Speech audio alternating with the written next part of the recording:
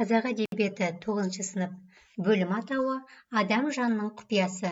Сабақтың тақырыбы Ғабит Мүсіреповтің «Ұлпан» романындағы көркем шығарма тілі. Оқу мақсаты. Шығармадағы әдеби тілді құбылту мен айшықтаудың түрлерін талдай отырып, автор стиліне баға беру.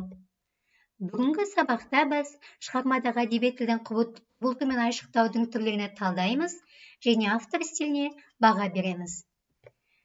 Ана тіліміздің тазалығын ерекше мән берген қаламгер туралы Сырбай Мауленов, ол ана тілінің таза болуына, сөздердің өз орнына қаланып, дұрыс қолданылуына, қорының молая беруіне баса назар аударатын.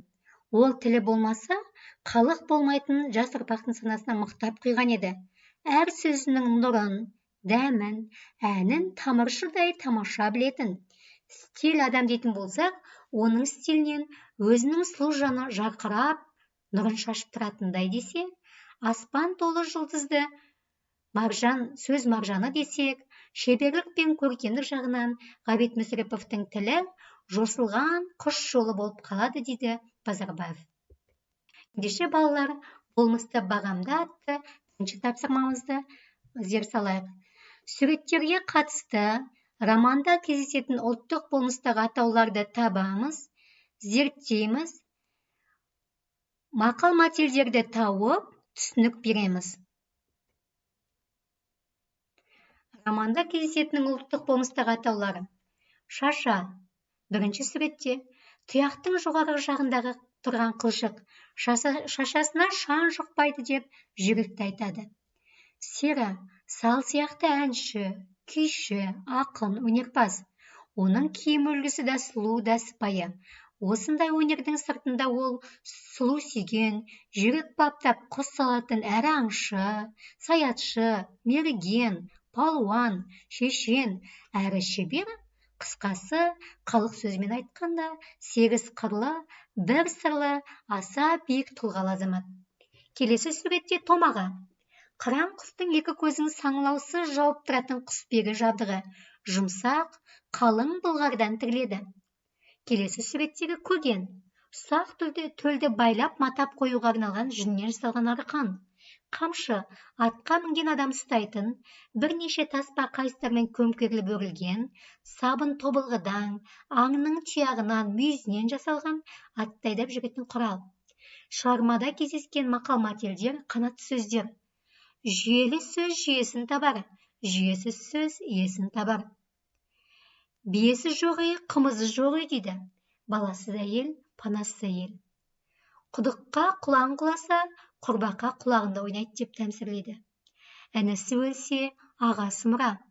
Сорлының зары арылға кездескей. Байлық бір жұттық, батыр бір оқтық. Қыс азығын жаз жинамай, жарлы қайдан байысын дейді.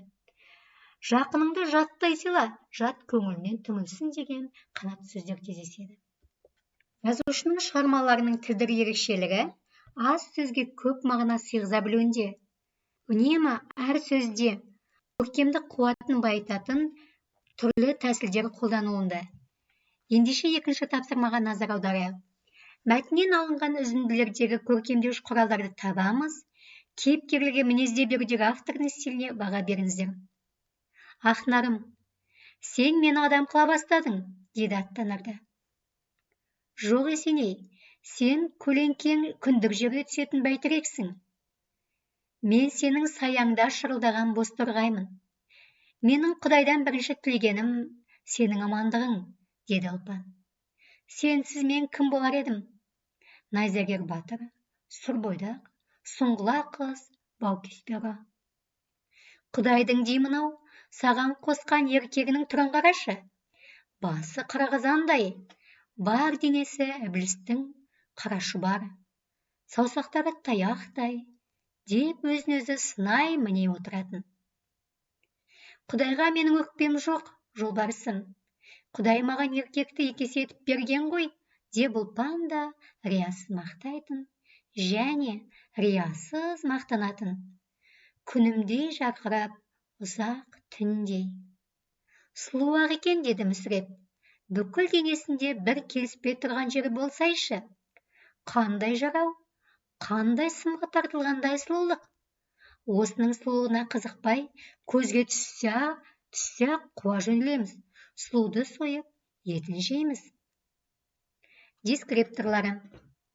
Мәтіндегі көркемдеуіш құралдармен берілген сөздерді табамыз. Автордың стиліне баға береміз.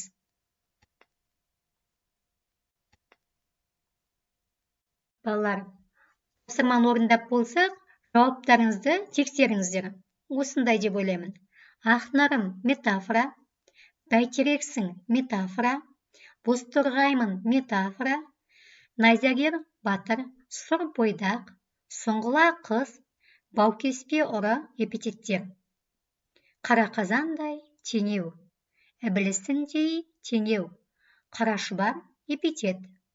Жолбарысым метафора, күнде жарқырап теңеу, ұзақ түндей теңеу. Сымға тартылғандай тұрақты тіркес формасындағы теңеу. Сұлуды сойып жейміз, бұнда сұлуды метонимия. Халқымыздың өткен ғасырда бастан кешкен сан қилы күрделі тағдыры Мүсіреповтың құдіретті қаламы арқылы көркемдік бейнесін тапты. Оның әдебиеттегі зор еңбегі көзі тірісінде өзінің жоғары бағасын алды, дейді Нұрсұлтан Әбішұлы Назарбаев. Ұлпанда романтизм бар деп санаймын. Романның басты кейіпкері Ұлпан өмірін суреттейді. Сол арқылы сол замандағы қазақ қоғамының тыныс тіршілігін көрсетеді. Жазушы Ұлпан бейнесінде қазақ әйеліне тән асыл да құнды қасиеттерді жинақтайды. Ендеше суреттен ел анасы галереясына саяхат жасап көрейік. Бірінші суретте Төле бидің келіні Данагүл ел анасының галереясына қоюға лайық деп ойладым. Содан кейін биыл 175 жылдығы тойланып жатқан ұлы Абайдың сүйікті әжесі Зереге мүсін қойылды. Шоқан үшін қазақ халқының сарқылмас бұлағы болған Айғаным ханым да осы галереяға лайық. Балалар, Ғабит Мүсіреповтың Ұлпаны қарап отырсаңыздар, ел анасы галереясына қосуға лайық сияқты. Қалай ойлайсыздар? Сабақтың өн бойындағы тапсырмалардан Ұлпанның сөз бастаған шешендігін, ел бастаған көсемдігін, қарапайым қазақ қызынан бастап, дүйім жұртты билеген ел анасына айналған бейнесін көре білдік. Ендеше осы галереядан орын алуға әбден лайықты. Балалар, келесі ящикті бос қалдырдым. Келесі ел анасын кімді қояр едіңіздер? Тапсырмаға назар аударайық. Романдағы Ұлпан бейнесін қазіргі кездегі басшылық қызметіндегі әйелдер бейнесімен салыстырыңдар. Бос ящикқа кімді, болмаса кімдерді қояр едіңдер? Бұл тапсырма жайында оқулықтың 212 бетінде талдау тапсырмасының ішінде тұр. Келесі қосымша тапсырмаларыңыз: Ұлпан енесеге жар болуға не себепті келісім берді? Бұл келісімге сендердің көз қарастарың қандай? Сол туралы ой қозғаңыздар. Оқулықтың бағалау тапсырмасы 213 бетте тұр.